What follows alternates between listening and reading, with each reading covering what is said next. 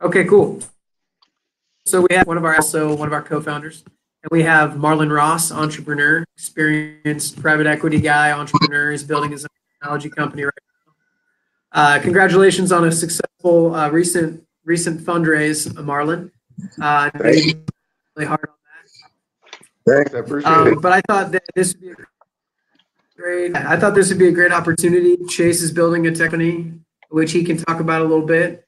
And Marlon is experienced in sizing some of the costs that are associated with venture do with technology and any real new business venture. He's approached it from the private equity side as probably representing investors and investing their money smartly, and now he's approaching it as an entrepreneur. So I kind of bringing you guys together, and I just want to let you take it from here. Why don't you? Yeah, appreciate that, Chad. What you're working on? Did you ask for Marlon? I was gonna say it's cutting out a little bit, but did you ask for me to explain? Yeah, I'd love to hear more about your business before Yeah, all right. So after I got done playing, I got into scouting and coaching, and quickly realized that there's a lack of really standardized testing. So created Fate and the idea of Fate, and just recently, last year, got with some engineers that were pretty much done building it. But just to give you a quick layover, it's a mat, 4 foot by 12 foot mat, number of 4 sensors. And within that, we can get extremely accurate readings on stuff like vertical, broad, even balance, foot quickness, a really wide array of just athletic tests, give them really solid, accurate, standardized numbers. So we just, let's say 99% done with our prototype, working through some just calibration stuff and upgrading some of the stuff within it. Really lucky, my engineers have kind of taken that all over. And the next step is we're going to be building out just a very bare bones software to get guys on it, collect that data, and start showing some of the insights we can give with the data, and then show it to investors to start really ramping it up. So appreciate you jumping on here, because obviously you cover a lot of the financials and assessing costs, and me, and I know a number of athletes that I'm dealing with. That's probably the weakest part is understanding it, because none of these guys have really done it. I have never done it, so I don't understand it. So thank you on any information you start bringing. Yeah, no problem at all. I mean, I'm here to help. I guess I'll start by saying congratulations. This is a great idea, and it's a great time for it. Right, the space really needs another emerging player in that space. And after we finish this call, one of the things I'd love to talk to you about offline is about. So I know a bit about that space that you're going into, and I'd love to talk to you about some of what I've seen, and you've probably seen it as well. But I think there's real opportunity there, given who's in the market right now, and what I know about some of the players in this space. So I'd love to share some information. That'd be amazing. Yeah, I welcome that. Thank you so much for the offer.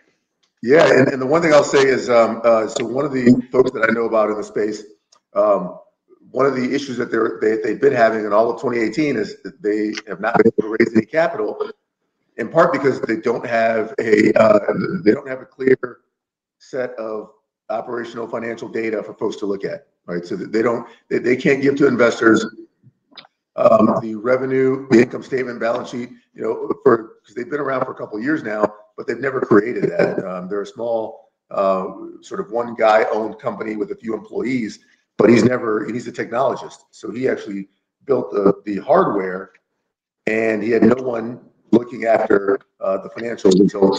And so he has no investors, in part because he can't seem to put together all the things he needs to run a business. And so the business is not performing nearly as well as it should be, because he has no real beat on the KPIs and all that stuff. Yeah, well, I want to make sure I don't follow that path, because I'd probably fall in that same category. So yeah, I'm glad we're talking. All right, so I'll give you a 2-second overview about my background, and then I got a deck, and I'd probably just rather hop into the deck, because the deck sort of lays out everything I want to talk about pretty orderly, and then feel free to ask any questions at any point in time. But my background, I started out as an accountant out of college, and then worked my way from accounting onto Wall Street. Worked in Wall Street for a long time as an investment banker at Credit Suisse. Did mergers and acquisitions, so I helped tech companies and other companies buy their competitors. And then I left there, went to graduate school at the University of Chicago, and then went out into tech investing. And I spent 2 years doing tech investing, buying software companies, large enterprise software companies, B2B only, and they had to be around for a long time. So they had sort of very stable operations. And I decided after learning how to run a business and how to put the finance pieces together, I decided to run my own business. So that's where I'm at today. And I run a software company called Wellesy. And it's we make fitness software for the health and wellness space, right? So we sell basically your back office boring software. I love the fact that we're so boring because no one pays attention to us. But we just print money on the background, right? Because at the end of the day, our software helps you manage your business. So for example, you think about you as a business owner, you don't want to have to spend all your time in the back of the office managing payroll, managing accounting, managing schedules. You'd much rather be spending all your time with your clients or trying to get new clients. So our software, what's that? Oh, I'm just saying, absolutely. A lot of these guys, they're active guys. They want to be out there coaching and teaching. So getting into the books and stuff, I'm sure that's something that they don't want to spend time on. So that's a great service that I'm sure they're dying to get on board. Yeah, and you should spend your time out there being active. That's what you've been doing your entire life, and that's where you excel. And where I excel is taking care of all the stuff in the back, so you can take care of everything and show people your knowledge and display your expertise, and especially given your background at the highest level of professional athletics. So for us, we're happy to take care of that stuff in the background. We've created a great business out of it, and that's where I'm at now. So we've raised a round of capital from some great individuals, individual investors. It was our initial capital to get the business started. And given what they've asked for and what I had to put together for them and anticipate what the next round of professional investors are going to want, it's great to sort of be able to talk to you about this because I can walk you through the steps of what everybody should be asking for. And if they don't ask for it and you provide it, it'll just make sure they understand how much more prepared you are because you've got a good beat on all the stuff that they're going to need, even stuff they don't know they need. So that's perfect. That's awesome. Let's roll. All right, so I'm going to share my screen here with you, and I've got a deck here I'm going to fire up. Let me know when you can see that deck. Give me a second here. All right. Yeah, it's up. Perfect. All right, now I've got it in full screen mode. Does that work for you? Yep. It still shows you on the bottom, and we got the screen right there. We're good. Fantastic. All right, so this is Wellesy Software, and I gave you a sort of a brief overview of what we're all about. But really today, I wanted to walk you through is really what we call counting the cost, right? How you count the cost to what it's going to take for a startup. And feel free to hop in, ask any questions, stop me at any point in time. This is sort of a discussion, right? And so you can ask whatever you want at any point in time, because I know that it's given the fact that you're right on the cusp here and about to launch, then you want to make sure you have a good handle on this. So, we'll run through these items and then we'll circle back. And if you have any very specific stuff, ask at the end, or if you want to ask as we go along, feel free. So counting the cost for me. Yeah, so for me, this is the way I think about it, right? It's like there's got to be an approach to this, and it's got to be sort of a real specific approach. And for me, the best advice that I ever received and that I put into this deck is really about being realistic when you think about your costs and when you estimate your costs. This is what so many people don't do, right? So I sit on the advisory board of a startup company. They are in the consumer space. It's a woman out of New York, and she's about to launch her startup here in the next couple of months. It's a retail concept, and in the retail concept, what she wasn't doing initially, they've scattered out the first location. They've already done the build out now, and that's why they're going to launch in 2 months here. But when she first came to me last year in the middle of the summer, she had no real concept of what her costs were going to be because she hadn't done the research. She knew she wanted to open up a location in Manhattan. And I said, if you talk to realtors, if you talk to, if you understood what the cost is going to be to secure the space, the lease cost, the build out, and she had none of that stuff in a model and a basic model that she put together.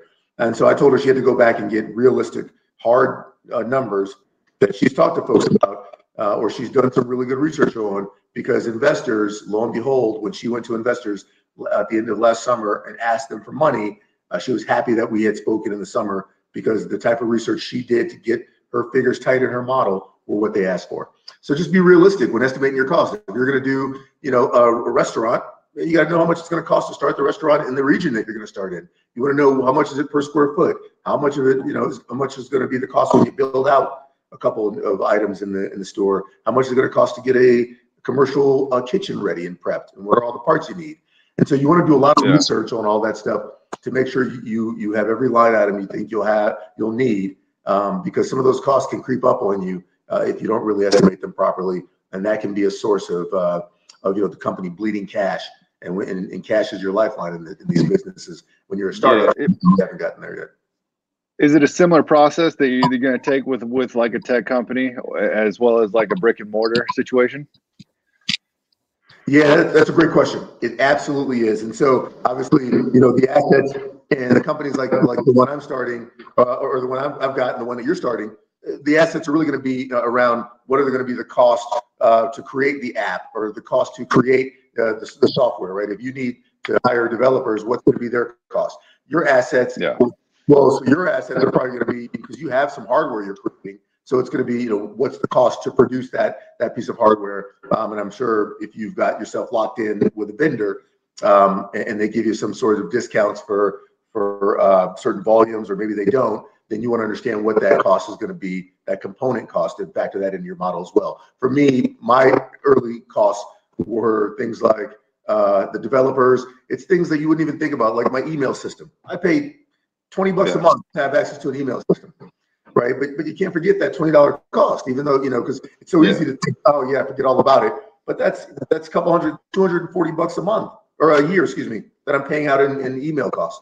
And so you got to factor those in so that you make sure that you in your ask, when you're talking to investors, you've got the $240 in my example for email factored in. But it's the exact same process that you go through for both. And so sorry, one quick question, just based on this. So your initial, is it usually like yearly? Like when you're calculating these costs, do you do per year that it costs to run? Is that kind of? Yeah. So you actually got to my second point right before I got to it. I talk about giving yourself a buffer of about 6 months. So there's a couple of things going on here. We're talking about the cost, like really getting the cost down, so you know how much it's going to cost for you to build whatever you're building. Then you've got the launch phase, and then you've got the sort of ongoing operating the business. And what you really want to do is give yourself a startup buffer, a cost buffer of about 6 months, right? That seems to be fairly accurate. And the reason I say that is very few people are going to finance you for a whole year, right? Because they're going to want to see what you can create right away to get market validation, right? They don't want you spending a year on a product because then that takes so much time. You need to get market validation. You need to make sure, and they need to know whether people are even going to want your product. And so if they've got to put up money today and wait 12 months for that, and then it turns out someone doesn't want your product, well, then that money is wasted. So what they really want you to do is, get a buffer of about 6 months. And what that means is you factor in your cost. You say, okay, here's everything. We're going to have this build out, and it's going to take me, 2 or 3 months to do the build out. And so I'm going to factor my next 6 months of cost, so that I get that cushion in case we're not generating revenue. Once we launch, if we don't generate revenue for the first 2 or 3, it's not going to happen as fast as you think it will, unless you've got contracts lined up. For us, for example, to put it in perspective, for us, we had one contract when we first launched, just one. It took us several months to get the software ready. We had one contract that we were working on as we were getting the software ready. It still took 3 months to close that contract. So we had a 6 month buffer, but it took 3 months to actually close that contract. So you don't, and so you want to make sure you have a little bit of a buffer in there when you think about your costs. And so if you thought about the process of this, if you sitting down, and I'll show you in graphical form in Excel how to put this all down, but you end up thinking about your costs, you write them down, and then you say, okay, I'm going to project these out for 6 months. And then you go to investors and say, oh, here's how much money I'm looking for, and it should be a total of all those costs that you've come up with. Because then you say to them, look, this money is going to be able to take us out for 6 months.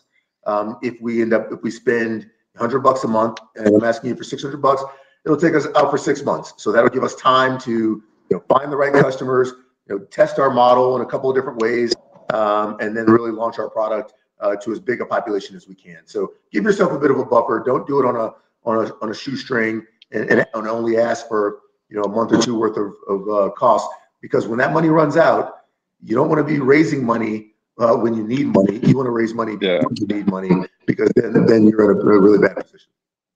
Gotcha. And so within that, sorry, just one quick question. As you started calculating all those costs, are you doing any kind of stuff just for the day-to-day stuff and paying like a salary to yourself and maybe your couple workers? That's all included as well? So or do you usually stick to your tech? Well, so that's a great question. And here's my advice on that. If you are not, so for me, for example, I basically was working off my savings.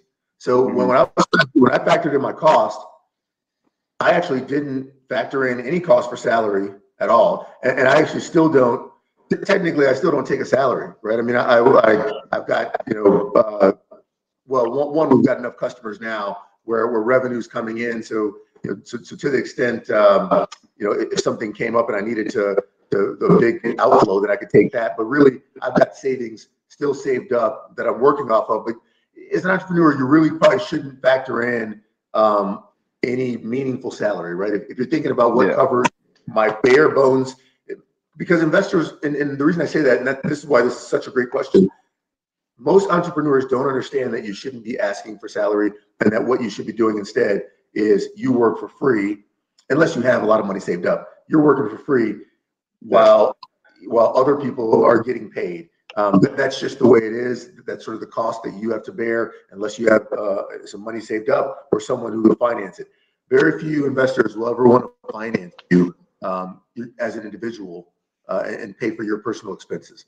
They want every dollar to go to the company, because if the company, the faster the company gets built up, the faster in theory a return should come back, and that you gain traction. So they don't want to pay for you to have a salary.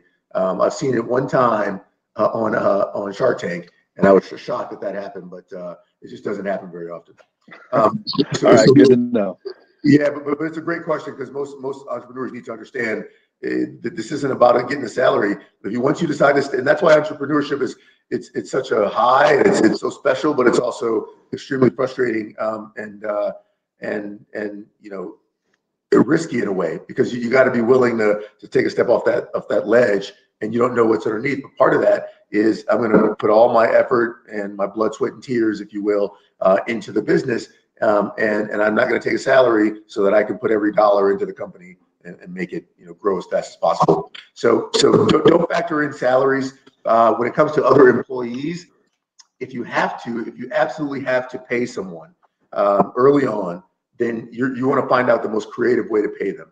So for example, when it came to building our software for my business, the cost was over $500,000 to build the software out. With a dedicated team of developers, right? That was the fastest way to get it done. And I took multiple bids on sort of how to build this software, and they all came back over $500,000. But in particular, there was a firm that was willing to be very creative.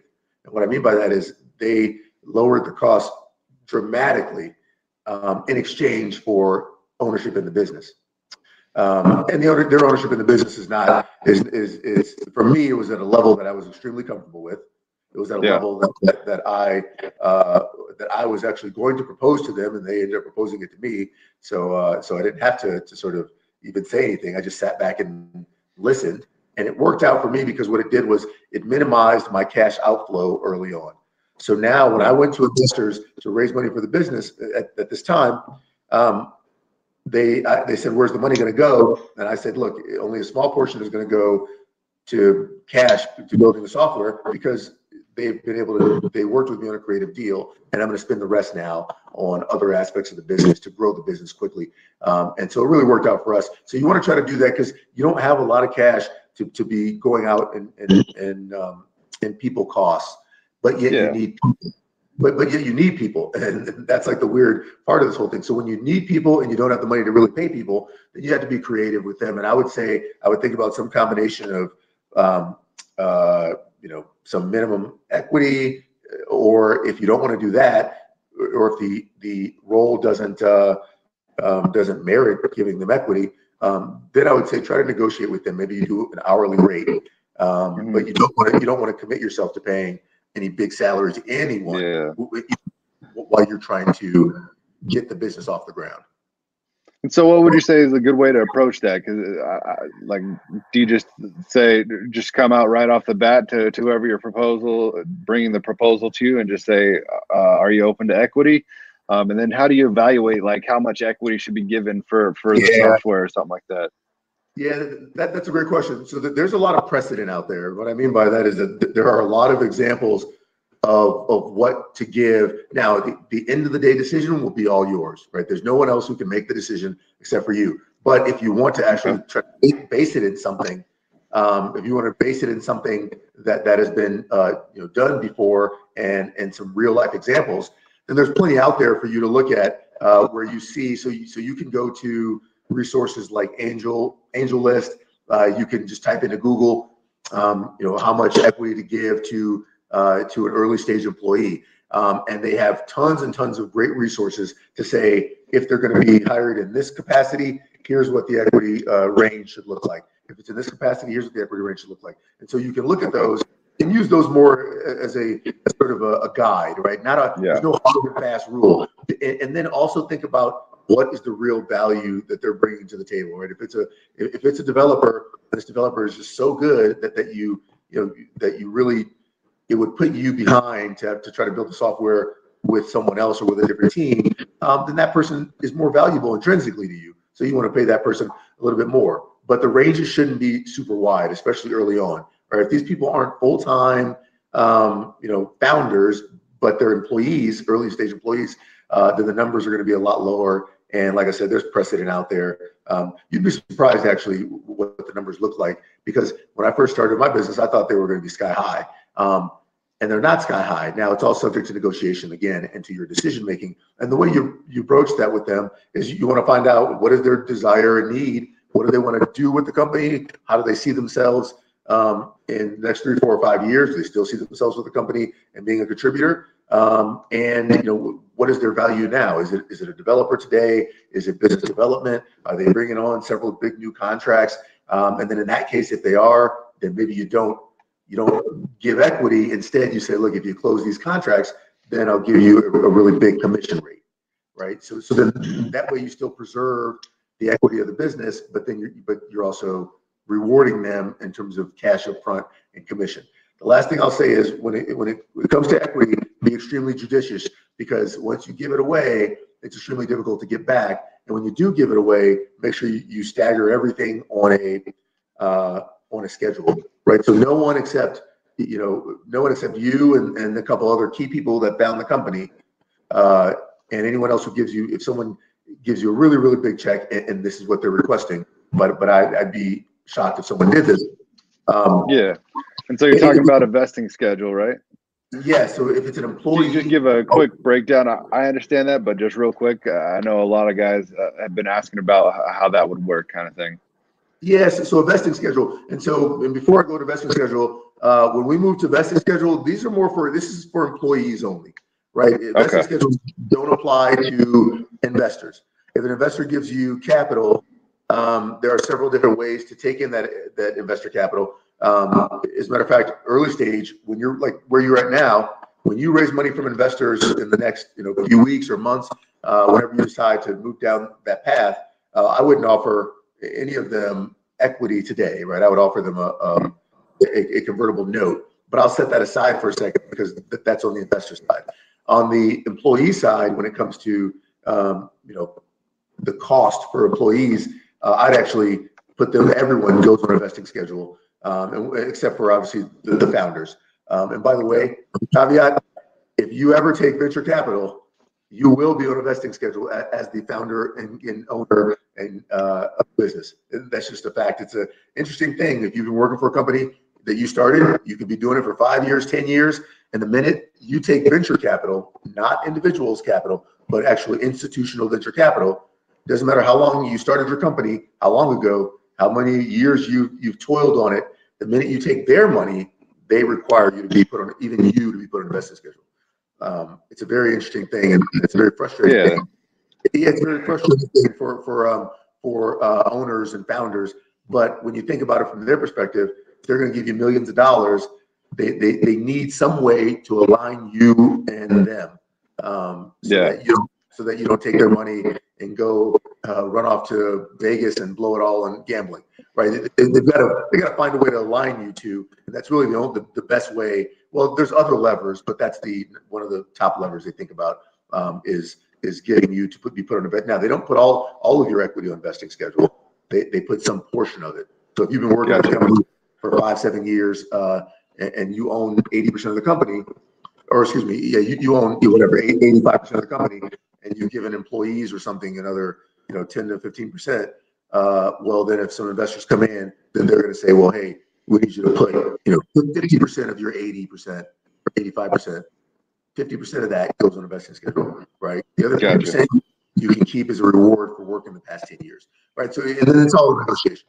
So, it kind of goes back to the same with the employees or even founders, is make sure everybody stay on track and kind of align with the company and make sure everybody's working and moving forward together. Exactly. Yeah, and that's really their classic way of doing it, right? It's their classic way to do it, and it works. One thing I'll say to you, and this is why a lot of this stuff takes a little time to explain, and that's why I love partnering with you and partnering with Forrest, because I can give all my knowledge, and you guys can sort all this stuff up. It's always better to do it to get venture capital. If you want to grow quickly, it's great. If you want to try to run as hard and fast as possible, put gasoline on the fire, it's great.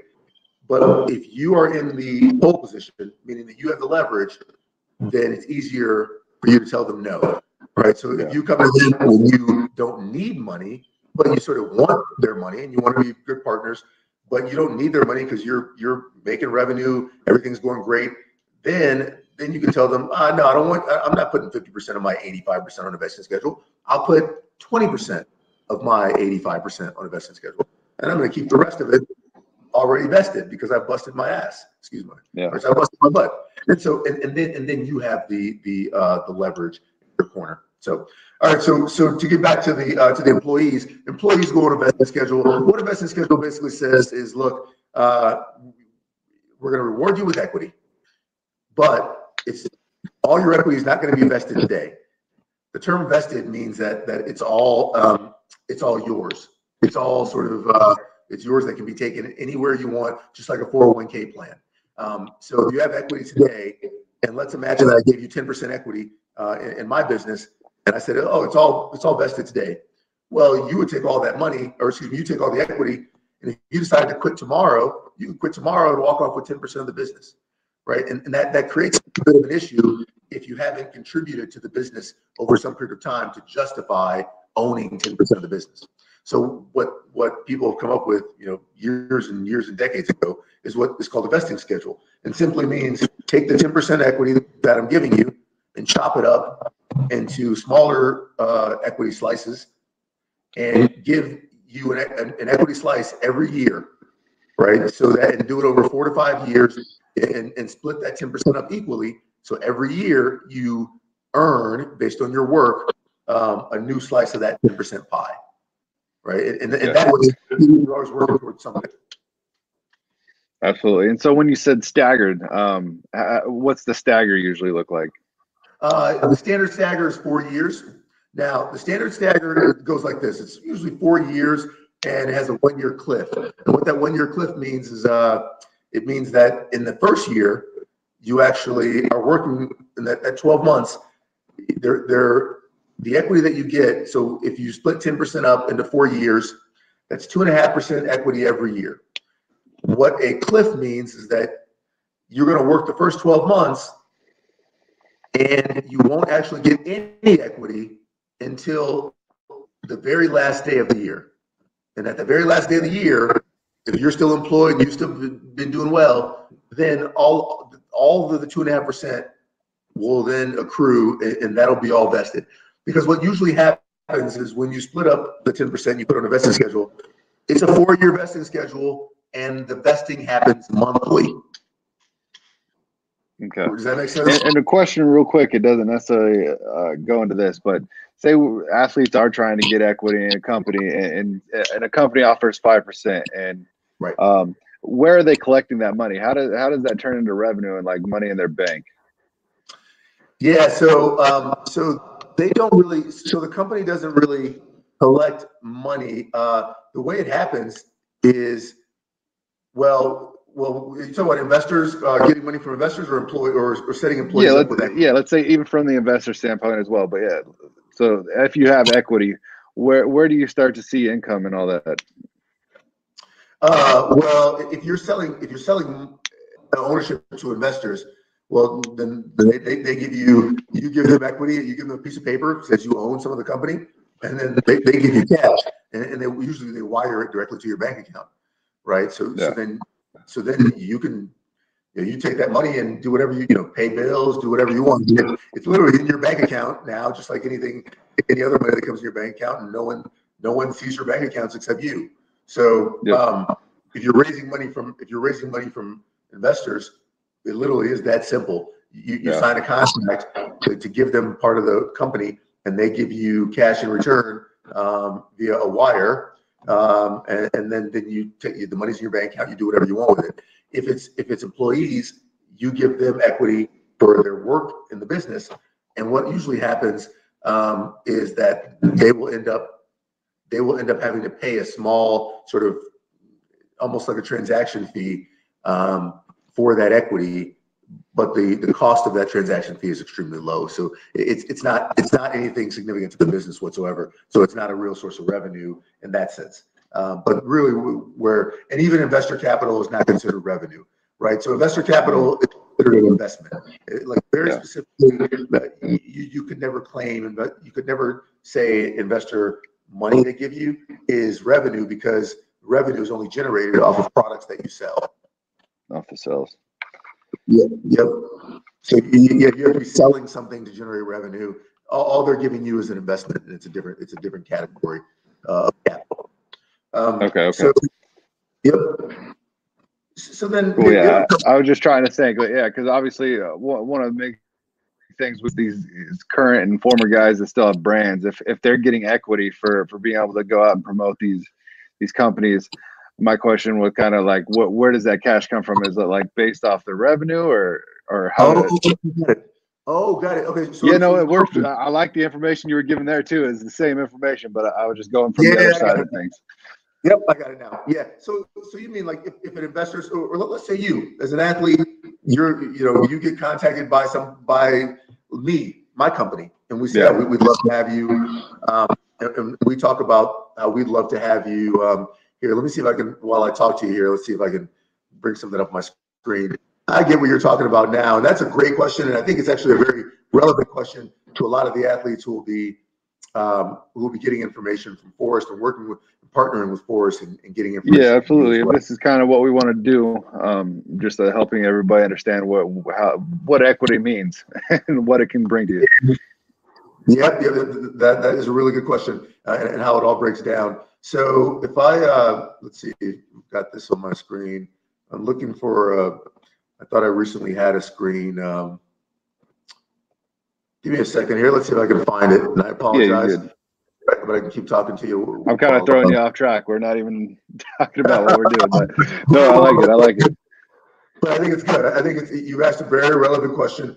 And you know what? So I don't have it right now, which is fine, but I'll end up sending it to you separately. So imagine that you want to partner with my company, and in exchange, I say, okay, well, here's what we'll do. Chase will give you a 5% stake in my business, and then you also go do that with 10 other companies. So now you've got 50%. You own 50%. You own equity, 5% stakes in 10 different companies. The question is really, how are you going to turn that into money? When does that actually turn into money for you? That's a fantastic question. That's the answer. So now the answer is exits. However, there are a couple of other instances where you can get money earlier on than that. And when an athlete like yourself or your friends, colleagues, etc., decide that they want to make an investment with a company, and or they get equity Yeah, whether they make an investment or they get the equity because they're they're allowing the company to use their profile or their likeness and things like that. Whatever the case is, when the athlete has equity, there are several different types of ways that they can exit. The first way is you wait until the company exits, has an exit event. That's what they call it, an exit event, and then you get whatever money is coming to you, right? So if they IPO or if they sell to another company, if there's a sale, there's an IPO, whatever it is, then you would end up getting paid out as the athlete. That's one way, and that's the typical way. I'll be honest with you. That happens in the vast majority of cases, because because everyone sort of has to wait till the same time to cash out. The other way to do it is to do it. You can set up in the documents. So if you're receiving equity from someone, a company like me, like you and me in this example, then I could say, okay, Chase, look, I'll give you the opportunity. You're going to get 5% equity in the business over the next 3 or 4 years. We are going to be selling more shares to investors.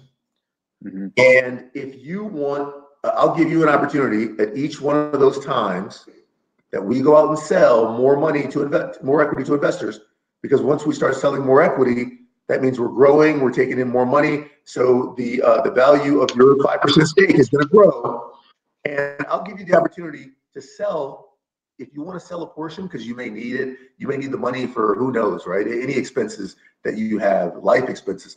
If you want to sell parts of your 5%, I'll let you do that, but only at 2 different times. Okay. Exactly. Only when the company is valued and we're about to sell shares to some new investors. Because at that time, new investors will say, oh, okay, look, I like the company. Chase is wanting to sell his shares too. So that gives them an opportunity to buy your shares from you. Gotcha. And that's putting more money for the round into the CEO or the company's pockets. Into the company's pocket. And then as well back into the athlete. But in terms of just raising that fund. Gotcha. I got you. I'm just thinking about it different ways. Yeah, because what happens is that as a company, if we started out 2 years ago and now we're 2 years later, so we started out at time 0, now it's time T+2, and we gave you 5% equity at time 0 that was worth $100. Now we're going to go raise money 2 years later, and the company's worth $1 million. So you own 5% of that. So it's like, okay, well, I either can take my capital right now, or I can. What we'll say, Chase, you can sell not all your 5%. You can sell 2.5% of it. Mm-hmm. At the first raise, which would be now 2 years later, and then you can sell any other part of it within the next time that we raise money, which is going to be 3 years down the line, and we're going to probably raise $10 million, right? So that's another way that athletes can get money for their investment, is by selling it at very specific intervals that are agreed upon with the company who gives them the equity and themselves. And then the third way to do it is if you were doing something like it'd be more like a restaurant investment. So my cousin lives in Boston. He is launching. This is not his main job. His main job is he's an engineer. He's in private equity, but he's an engineer, trained engineer. But he loves to cook. So he's opening up a restaurant in Boston, and he had to raise he put up about 150,000 himself and raised the other 350,000 from individual investors in the neighborhood where he lives. Gotcha. The way the contract works with those guys, the way the investment works with those guys, they gave him 350,000. That they get paid, and it's in the form of debt essentially, and they get paid every month, right? So if they gave him 350, once the business starts generating revenue, they'll get paid on a monthly basis. The interest portion so it's a monthly interest pay, and then at the end of the forgot like the 3 or 4 year time frame, then they'll get all their principal back. Gotcha. We kind of got off topic, but I think that's all very relevant to the guys within our system and who we've been talking to and kind of the model we're building. So yeah, thank you. But yeah, let's jump back into just how to evaluate an individual company, I think. But thank you so much. Yeah, I appreciate that. Good, yeah, no problem. So then, where we were at was to give yourself a buffer, be very specific, and then when it comes to things like costs, you want to make sure you categorize your costs into what's one time and what's ongoing, and that's important because you don't want to mistake. You want to make sure you account for any one-time expenses. One-time expenses can be large in nature, and so you don't want to miss calculating a one-time expense for your startup costs because it literally could break the business if you haven't accounted for it. Ongoing expenses are things like my email. Every month I pay $20, right? Yeah. So those are easier. You think about the office lease expense. You think about anything else you may need. One-time expenses, computer purchase, right? And I need to purchase a computer for to do my work. So you want to categorize those appropriately. The other thing is provide sufficient detail for your cost estimates. And so this is just to validate where you got your estimates from, right? So just like my friend in New York, she actually went to several different real estate brokers, and they helped her understand, commercial real estate brokers. So they helped her understand what the market looked like for a less than 1,000 square foot, sort of 800 to 900 square foot commercial space where she could have her retail setup. And then she got all the detail from them and included that in her Excel spreadsheet so people could know where she got it from. It's really about showing folks, investors, that you've done your work and showing them where you got everything from. Keep notes on your information sources, and then minimize expenses as much as possible without sacrificing quality. And this is one of the biggest things that entrepreneurs need to know, that your colleagues, that you need to know. Investors love to know what you've done with as little money as possible, right? If you can show them that you've created something, or that you started down a path to validate the market, or that you've done something with pretty much little to no money or your own money, then they're going to say, well, if Chase could do this with nothing, or if he could do this with a shoestring budget, imagine what he can do once we get him the $100,000 that he's asking for. Like, imagine what he can do. He's going to take that money and he's going to grow the business, tenfold. So they want to know what you can do with having a very tight budget. It's basically called bootstrapping. And so, and then once you get the money, then you also still want to be very frugal with it, right? You don't want to say, oh, they just gave us $100,000. Now I'm going to go and get the most expensive marketing company out there. Well, you're going to blow through that $100,000. So what they want to know that you're going to do is you're going to be very creative when it comes to finding marketing resources, and you're going to use those resources and go out and be very frugal with the money they give you, so you still pay a really low rate for services, but you get really high quality stuff. So, for example, I went and found some designers. These are people who create the mobile apps, they create the web app, they create the look and feel of your software. Right, designers can be extremely expensive. I mean, they can run into for a big company, they run into the billions for projects for designers. For small, medium-sized businesses, easily they can be sort of 5 figures. That's a lot of money, but there are so many resources out there now online. There are so many designers around the world who are willing to sell their services for very cheap rates, and the quality of their work is amazing. It's second to none. And so you contract these people out, and they can be extremely valuable resources. And that's what I mean. You find people who are willing to provide their products and services for a reasonable fee, but the quality doesn't have to be sacrificed. And that is how you get a lot out of a little.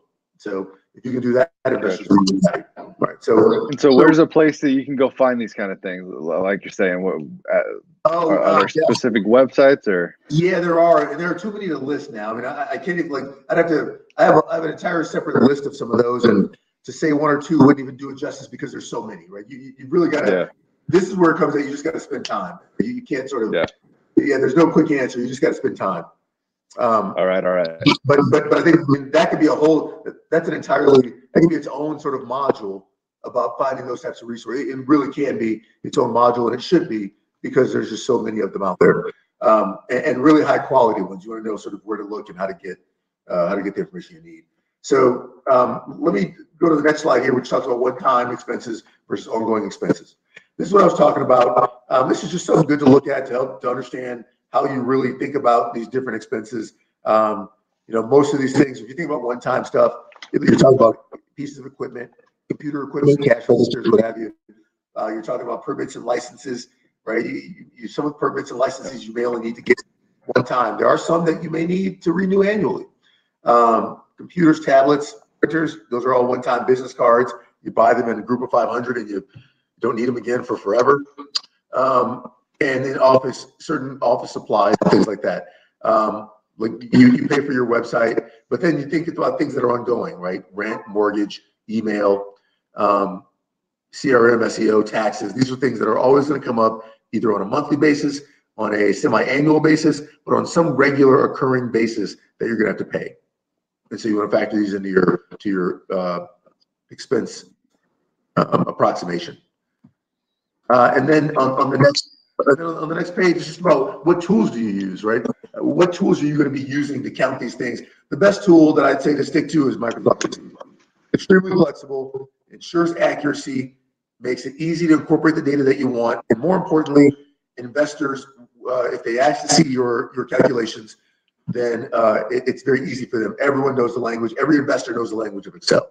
So you want to sort of use that as the basis for giving them the information they need. I will say that in my case, as well as the case of a friend of mine, my friend in New York, our investors, in both cases, they asked for the Excel model that we created, right? So they actually want to see it. They want to hold it. They want to play with it so they can sort of stress test it. And so it's best to build the cost of your business into a model like Excel. You can share it with everybody. Gotcha. Yep. And the other thing I'll say when it comes to cost, so when it comes to creating a model, you want to have at least 3 to 5 years of projected financial data, right? So what that would look like is you're going to have your sort of your first 6 months, which may just be only costs, right? If you think you're going to launch in July and we're now in January, well, you're basically creating a model and you're asking investors for money today. Let's just use that as an example. You're asking investors for money today. Well, you're going to show them, hey, look, I want money in January. That money you're going to give me is going to take me from January to July. And in July, we'll launch, and that's going to be the first month I generate revenue. That's basically the way your model should look, right? So you're going to say, I'm raising money. So if you start raising money next month, then you should be talking to investors to say, and look, if you don't need 6 months, then you don't need 6 months, but that could be a good cushion for you. But you'll say to them, hey, look, we're in February. If you started it next month, we're going to launch in July. So the money I'm raising right now is going to help me to build the business over the next 5 months. And then in July, we'll launch to the public, and we expect in our model to have secured 3 customers.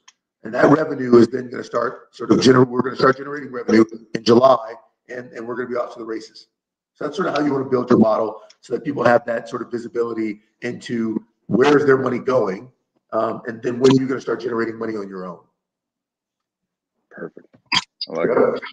Yep. And then I think the last thing here, I got two more slides here and then an example, but counting cost, some of the mistakes to avoid, guessing, which is what I talked about before. That's why you want to have everything research-based, rushing through the analysis.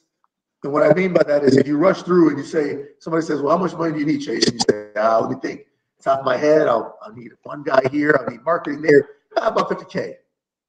And they say, okay, we'll give you 50,000 bucks.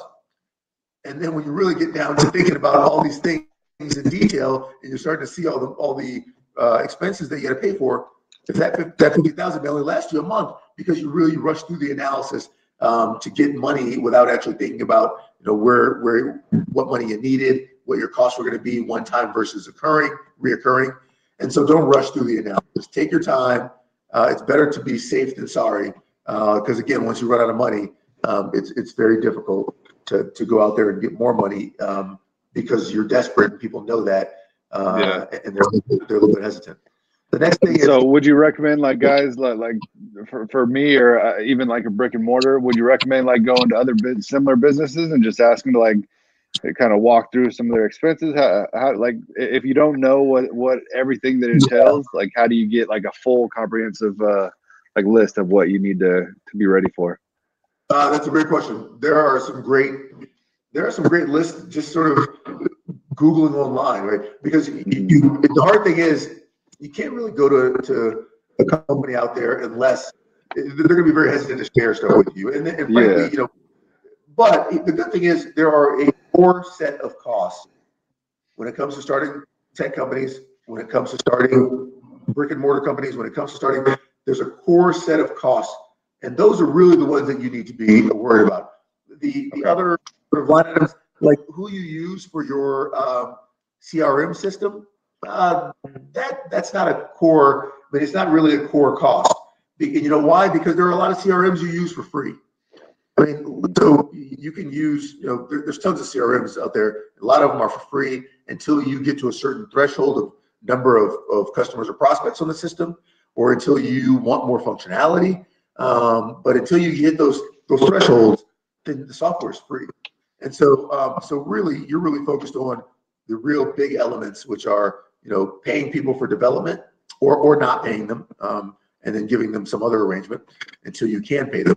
So it's like those costs for, the computer or other resources, and then, certain other costs that you may have to foot the bill for, like incorporation costs, any licensing costs and things like that. Those are sort of really big items that you want to cover. The other ones, which are smaller, it's easy enough to go and find those online. You can find all of this stuff online. And in order to find a lot of this, I think it's worthwhile maybe to send over some resources for what you'd have to do to find this stuff, because part of this is that web searching it's not as, it's easy because there's a lot of resources, but you got to know what you're looking for so you don't spend all your time wasting it on things that aren't important. But there's some good resources out there that talk about what is it exactly you should be putting into your cost, like what specifically, and a lot of it's going to be up to you after you get past a few certain core items, like marketing and software development, and things like that. All right. So the other thing is, here's another mistake: is don't pay for everything. Right? Use free resources. I just talked about if you need a system to keep all your prospects in, there's tons of free software out there. Don't go and pay $50 a month to get a system with all the bells and whistles when you won't even use all the functionality in that system.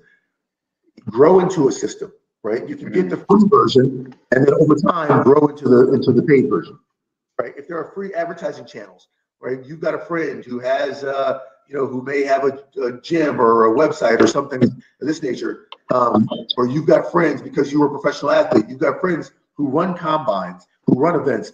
I went down to San Antonio to the high school All-American game down in San Antonio, and it's actually interesting. I went down there a couple of years ago, and one of the guys I saw down there was the quarterback for Clemson when he was a senior in high school. Okay. Yeah, the what's his name now? I'm forgetting the guy. He's 6'5", 6'6". He just tore Alabama apart here. Goldilocks.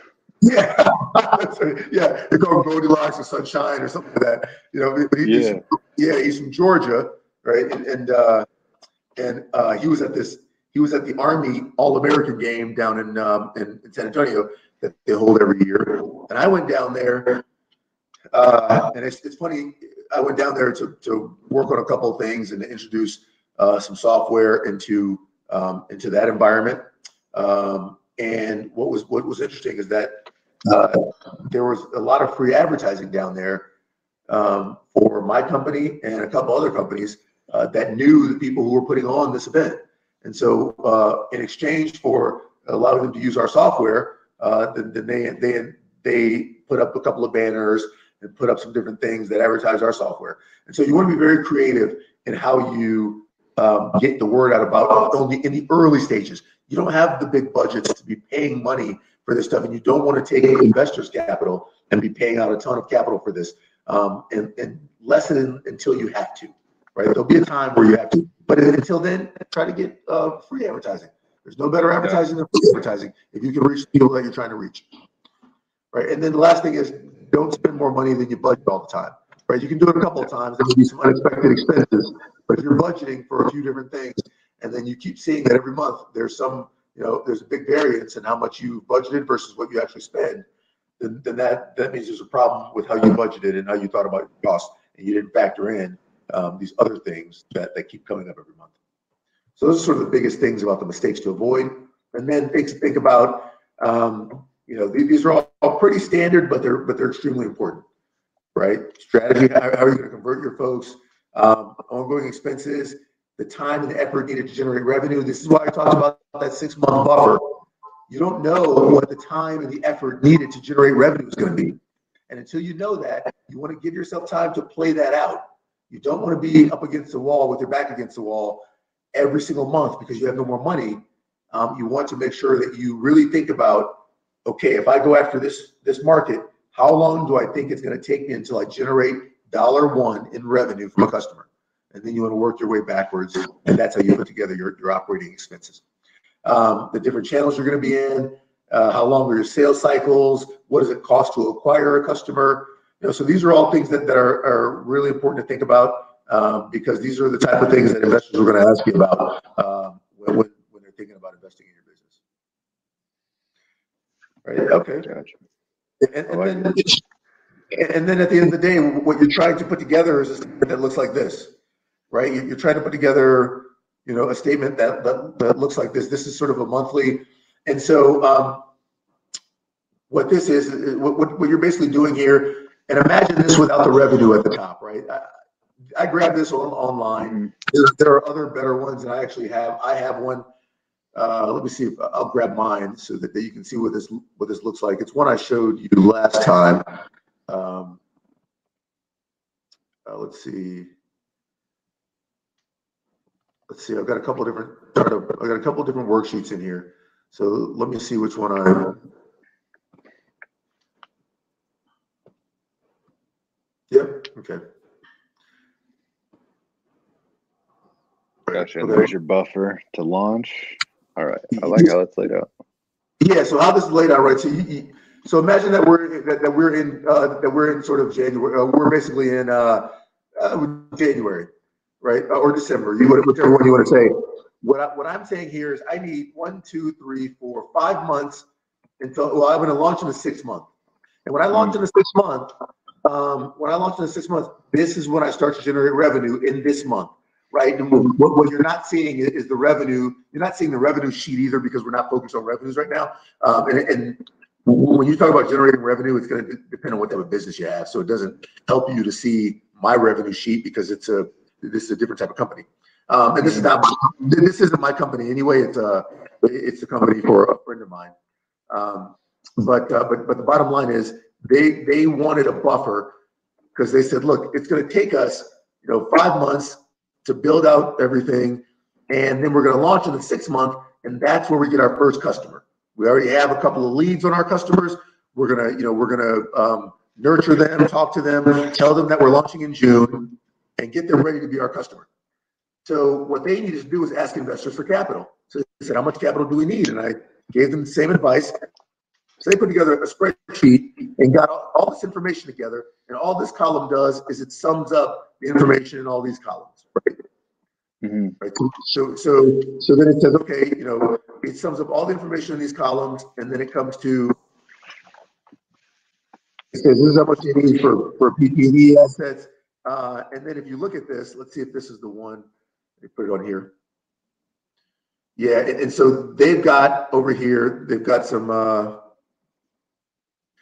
Say where this information came from, right? So, like, okay, engineering quote on this day, sources.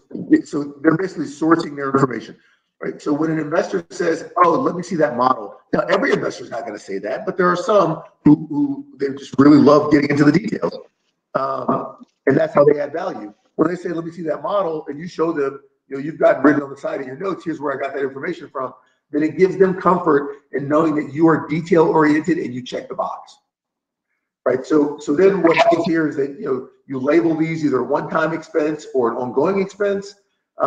You end up summing up all the columns here, right? So that 5 months worth of computers hardware costs $12,000. 5 months worth of different digital tools is $15,000.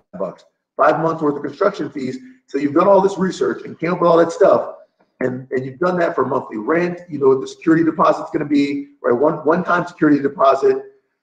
You've done all this stuff, and then you end up coming up to some totals down here, right? So they went to market and said, and went to investors. And by the way, you always want to give yourself a buffer, right? A buffer is so critical, right?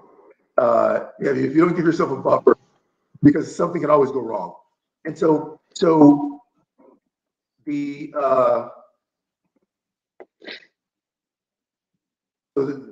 got a total expense of $643,000. That's comprised of one-time expenses of $527,000, and then ongoing expenses of $115,000. Right. So they went out and asked investors for was $800,000. Yep, yeah, that's right. They went and asked them for close to $800,000. And when they said, "How are you going to spend that $800,000?" Well, then this is how they laid it out. Right. They said, "Here's what all the costs are going to be."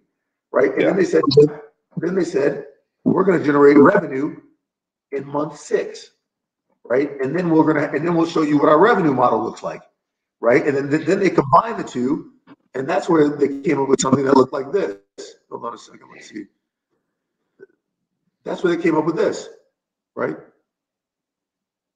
So they said, okay, yep. here's our, here's all of our this is our revenue model. So here's the revenue that we're going to have. Here's all the expenses, and then sort of this is how we do our ongoing model. And this is a monthly model, but you need to make the model for 3 to 5 years, and you need to do it on a quarterly basis. Well, it depends on your type of business.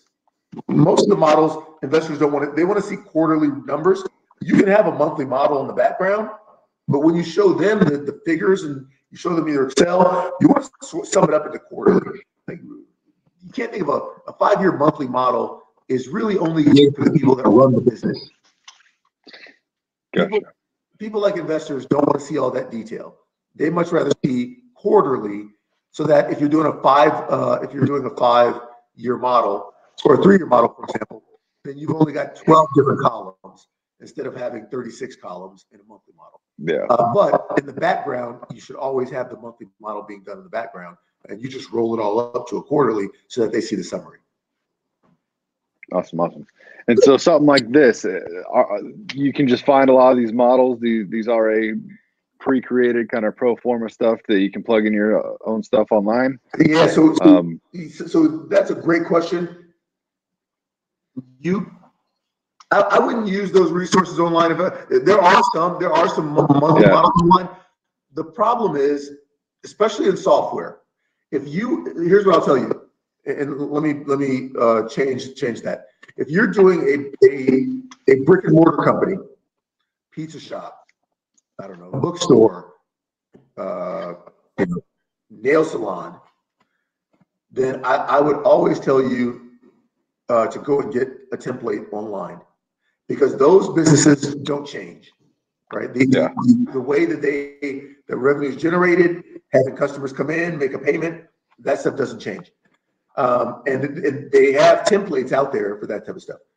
If you are going to do like a tech company, there's no way I would use a template. I would actually you just got to create your own. You just have to create your own. Now, what you can do is go online, and there are resources, meaning there are people who will do the work for you, right? So you pay someone $500, and sometimes it was probably more than that. You pay them $1,000, and they will create a model for you. And you can use that, and that'll be your model forever, right? Yeah. And if you tweak the business a little bit, then you may make a couple of tweaks to a couple of cells. You may add in something, subtract something, but you have the bones of your model forever. And so I would think about doing something like that versus buying a template for a software company, because a software company is so different. And the way you have to do that is so different. This is the hardest part. I'll be honest with you. This is the least sexy. The hardest part and the least sexy part of running a business, but this is the most critical part of running the business, because it's the execution piece, right? And there's sales execution and there's operational execution, right? And the sales execution can be going very well. You're selling and generating tons of revenue, but if you don't have a plan on where the revenue comes in at and where it's going to, and what's being done with the excess revenue, the profits, That's how businesses that's how businesses die, because they don't have a good handle on exactly how much they need, when they need it, when they're going to run out of money. They sort of always think that their current performance, if it's good, is going to last forever. And so you really have to be disciplined about your numbers. And this is why investors care so much about your numbers, because they will look at all your optimism and they will smack it down and say, look, it's got to be tempered a lot and bring you back to reality. So you have to sort of really have a good handle on this. And this, by the way, also happens to be what they use to determine how much money to give you. When you want money, they're going to look at this. This is going to give them a sense for how much money to give you, not you telling them something. You can tell them whatever you want, and then they're going to say, "Well, let me look at your numbers." Right. So, and then by the way, let me look at your numbers, and let me chop them down a bit, and then I'll tell you how much money I'll give you. That's sort of how that works. Gotcha. And so within that, like a lot of the athletes obviously don't come from a financial background. Would you recommend those guys go in and just bringing, like, that's just part of the team that you go find, or how would they go about learning the best, like just learning about the numbers and the financials and how to deal with this? Yeah, look, I think that's a great question. And Chase, I'm actually going to put this ball back in your court, because I think that this could be a great look. You have options, because folks like you and your colleagues, you don't want to have to sit down and get into. Now you can get into the weeds, but you really don't want to. And there's a couple of reasons why. One, because you're not going to spend all your time doing it, right? It's almost like if you invested in, like, if you went and bought a stock, you were just like, oh, I'm going to invest. You decided to go and buy some stocks on the stock market. Well, like, some people invest in stocks for a living. That's what they do all the time. And so if you can't always sort of pay attention to it, then you've got to find alternative routes to get the information that you need to be just enough to be dangerous, but you don't want to sort of immerse yourself in this. So this may be a good ball to toss in your court, because I think Forrest could bring a ton of value by setting up different mini series, right? They could be sort of 20 to 30-minute bite-sized subject matter videos on modeling, or on how to think about revenue run rate, how to know when you're going to run out of capital, right? How to look at an Excel file and estimate when you're going to run out of capital, how to recognize trends in data and say what those trends mean. If your profitability is going down this way, there are certain key elements in a thing like a financial statement like this that you can look at and say, hey, this is some teachable stuff. Like, why is revenue trending down in this one? And if revenue's trending down, what are profits doing? How do you look at these numbers? How do you dig deeper into these and sort of fix that? That could be good, because if you're not going to do that, then what I would recommend to the athletes is that they actually end up they end up hiring someone or getting someone to sort of do this part and to educate them with the recovery.